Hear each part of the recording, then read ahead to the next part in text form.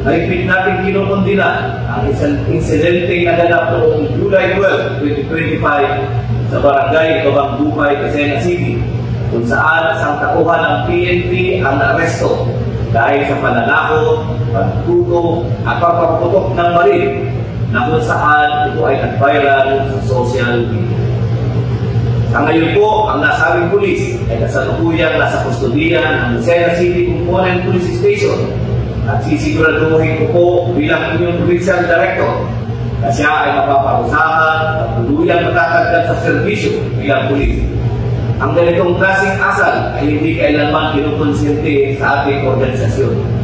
Walang puwang sa Quezon PPO at sino mang ilikumbanong tauhan na magsasamantala sa kapangyarihang ipinagkatiwala sa kanya.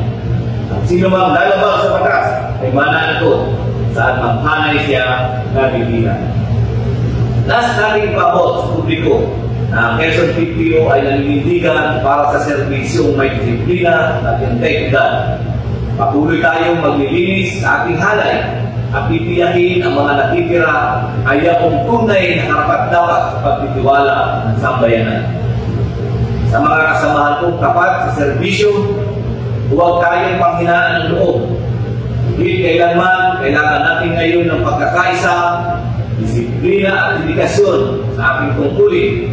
Sama-sama nating patunayan na mas marami pa rin ang matitino, marangal at matalansang pulis sa Quezon PPO. Dial 911, darating kami sa loob ng 5 minuto.